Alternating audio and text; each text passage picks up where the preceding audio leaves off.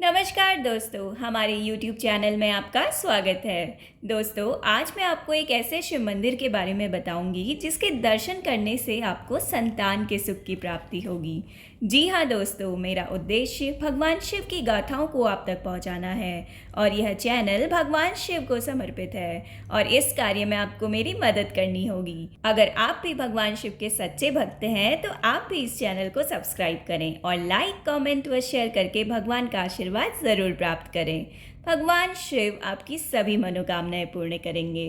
तो दोस्तों, इस कहानी की शुरुआत होती है देवगिरी पर्वत से। देवगिरी पर्वत के पास सुधर्मा नाम का एक ब्राह्मण अपनी पत्नी सुदेहा के साथ रहता था। उनके जीवन में केवल एक ही प्रॉब्लम थी कि उनको कोई बच्चा नहीं था। बहुत कोशिशों के बाद भी उनके आंगन में बच्चे की किलकारी नहीं सुनाई पड़ी।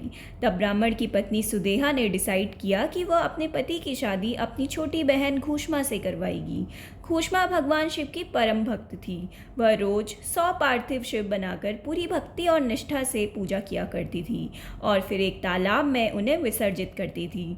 उस पर भोलेनाथ की महान कृपा थी। कुछ समय बाद घूष्मा ने एक पुत्र को जन्म दिया। बच्चे के आने से घर में खुशी और उल्लास का माहौल छा गया। लेकिन घूष्मा से मिली खुशी उसकी बड़ी बहन सुदेहा को रास न आई और वह उससे जलने लगी। उसका पुत्र सुदेहा को खटकने लगा और एक रात मौका पाकर सुदेहा ने उसके पुत्र की हत्या करके उसको उसी तालाब में फेंक दिया। इस घटना से पूरे परिवार में मातम छा गया। सब रोने लगे, लेकिन शिव भक्त घूष्मा को अपनी भक्ति पर पूरा विश्वास था। वह बिना किसी दुख के रोज की तरह उसी तालाब में 100 शिवलिंग की पूजा कर रही थी। इतने में ही उसे तालाब से अपना पुत्र वापस आता दिखा।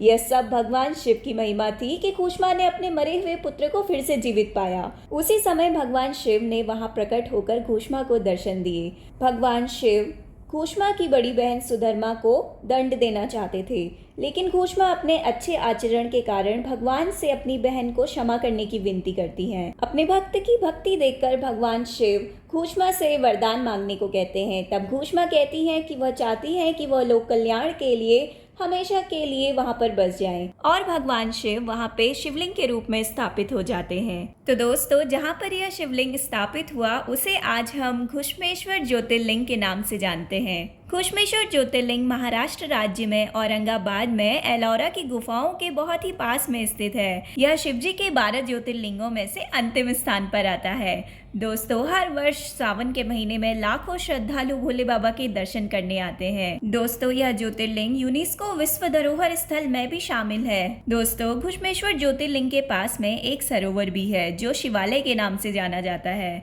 मान्यता है कि ज्योतिर्लिंग के साथ जो इस सरोवर के भी दर्शन करते हैं, भगवान शिव उनकी सभी इच्छाएं पूर्ण करते हैं। शास्त्रों के अनुसार जिस दंपत्ति को संतान सुख नहीं मिल पाता है, उन्हें यहाँ आकर दर्शन करने से संतान की प्राप्ति होती है। मान्यता है कि यह वही तालाब है जहाँ पर घूष्मा बनाए गए शिवलिंगों का विसर्जन किया करती थी और इसी के किनारे उसे अपना पुत्र जीवित मिला था। आशा करती हूँ कि आपको ये जानकारी पसंद आई होगी। दोस्तों, सनातन धर्म का प्रचार करने के लिए मुझे आपकी सहायता की आवश्यकता है। जिन लोगों ने भी इस चैनल को सब्सक्राइब करा हुआ है उन लोगों का बहुत बहुत धन्यवाद और जिन लोगों ने नहीं करा हुआ है वह भी इस चैनल को सब्सक्राइब कर लीजिए। भगवान शिव की कृपा आप पर बनी रहेगी। जय भोलेनाथ, हर हर महादेव।